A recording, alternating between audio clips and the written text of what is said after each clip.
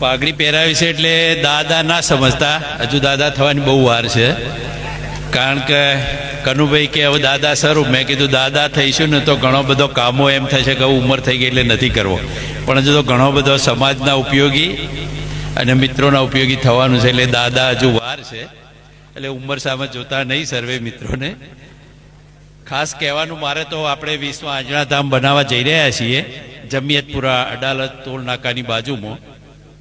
એના અંગે જ ખાસ વાત કરવાની છે. મને મિત્રોએ કહ્યું કે આપણે શું બનાવીએ છીએ અને શું કરવાનું છે.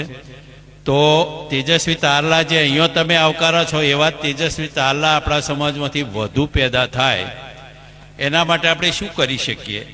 વર્ષોનો વિચાર હતો. એટલે મિત્રોએ મળી, જેમ પટેલભાઈઓએ સરદાર ધામનું નિર્માણ કર્યું એમ આપણે 20મા આંજણા ધામનું નિર્માણ કરવા જઈ રહ્યા છીએ. અને લગભગ 5મી તારીખે એનું ભૂમિપૂજન અને દાતાઓનો સન્માનનો કાર્યક્રમ છે. એટલે ખાસ દરેકનું બહુ આમંત્રણ દિલથી આપવાનું છે.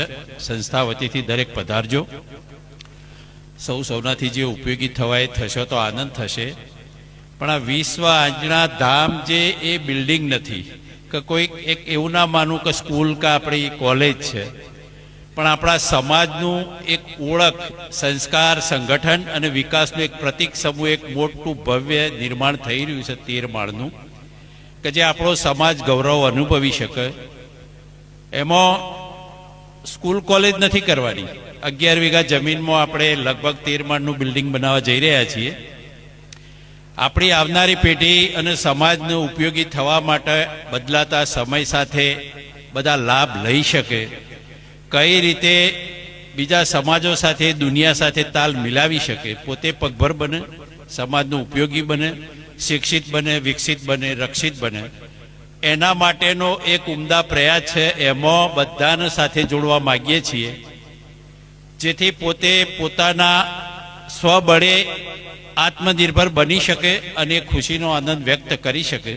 સમાજમાં જરૂરિયાત માટે ગવર્મેન્ટની પરીક્ષાઓ છે, આઈએએસ, આઈપીએસ, ક્લાસીસ, આર્મી હોય, સ્પોર્ટ્સ, ખાસ રમત ગમત માટે બહુ મોટું આપણું આયોજન કરવાનું છે કે જે આપણી કોમમાં ઓલિમ્પિક સુધી જઈ શકે એવી ક્ષમતા છે. એનો આપણે બહુ ભરપૂર ઉપયોગ કરવાનો છે અને એ થશે. એ જીન આપણી કોમ્યુનિટીમાં છે. આપણે જે કંઈ વહીવટ શાખામાં હોય કે મીડિયા તંત્ર હોય, ન્યાયતંત્રમાં, દરેકમાં ખેતીવાડીનો આપણો મુખ્ય ધંધો છે. તો એમાં આપણે કઈ રીતે ટેકનોલોજીથી કે કોઈ સેમિનારોથી કે કઈ રીતે એમાં વિકસિત કરવાનું ઉપયોગી થવાય. સમાજની છેવાડાની બેનને કંઈક તકલીફ પડતી હોય ભણવામાં, નાની મોટી બીજી મુશ્કેલી હોય, તેના આપણે કઈ રીતે મદદરૂપ થવું, ભાઈ કે બેન હોય. ટોટલી આપણો સમાજ કઈ રીતે શિક્ષિત વિકસિત થાય અને બધા સમાજોને આમ હિંમતભેર પુનઃભેર આગળ વધે, એ આશયથી એક આ બિલ્ડિંગ અને આ ભવનનું નિર્માણ આપણે કરી રહ્યા છીએ. બધાએ ખૂબ સહકાર આપ્યો છે, બહુ સહકાર. એમ લાગે ને કે આપણને કલ્પના ન કરીએ કે આવું થઈ શકે છે. એમાં રમણભાઈ અમેરિકાથી આવ્યા છે, એમણે 11 કરોડ 51 લાખ આપ્યા છે. એમણે તો કહ્યું છે કે અમેરિકામાં કે કોઈ જે કોઈ આપે એનાથી હું 50 લાખ વધારે આપીશ.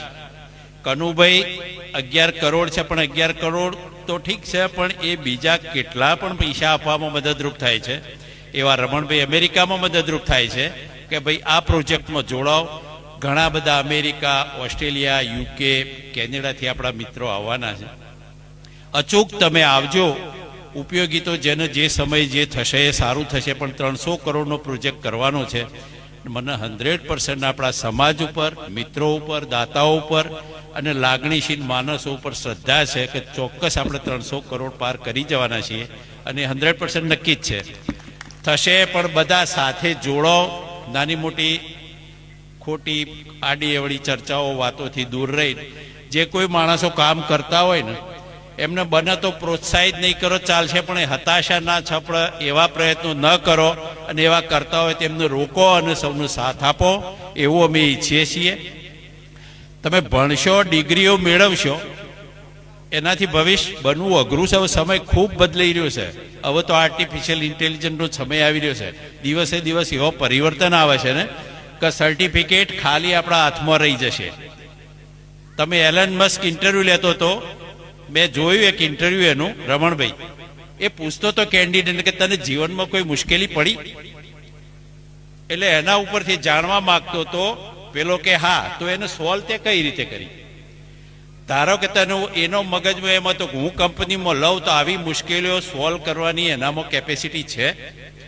એટલે એ રીતે લોકો એના મગજમાં શું સંગ્રહ્યું છે ને એ શું મગજથી કામ કરે છે એ રીતે તમે દુનિયાના હાથે તાલ મિલાવશો. બાકી સર્ટિફિકેટથી નહીં જવાય. તો આપણે સ્કિલ ડેવલપમેન્ટ કરવા અને દુનિયા સાથે તાલ મિલાવવા આપણે બધા પ્રયત્નો કરવાના છીએ, બુદ્ધિજીવીઓનો ઉપયોગ કરવાના છીએ. આમાં બંધારણ એવું છે કે બને ત્યાં સુધી રાજકીય રંગ ન અપાય એટલા માટે મુખ્ય હોદ્દા ઉપર રાજકીય માણસો ન જોડાય એ રીતનું આયોજન છે. અને 51 કરોડ ઉપર જે હોય ટ્રસ્ટી હોય કે જેથી ખોટા માણસો ઘણી વખત આપણે સંસ્થાઓમાં જોઈએ છીએ, હમણાં 2-4 સંસ્થાઓના મેસેજ સાંભળીએ છીએ કે અર્થ વગરની માથાકૂટો થતી હોય છે. જે આપશે ને એના કોઈ લાભ લેવાનો નથી, એમના તો સમાજનું કઈ રીતે ભલું થાય એના માટે જ આપે છે. એટલે એવા લોકોને જોડીએ છીએ. એમાં ઘણા બધા અહીંયા સરદારભાઈ છે, સુનિલભાઈ છે, કેટલાય મિત્રો આની સાથે જોડાયેલા છે. અને આ પ્રોજેક્ટ એટલો ઉમદા બનશે, પણ તમારા સાથ સહકારની અને પ્રેમની ખૂબ જરૂર છે. અચૂક પધારજો. સર્વેનો ખૂબ ખૂબ આભાર. Thank you.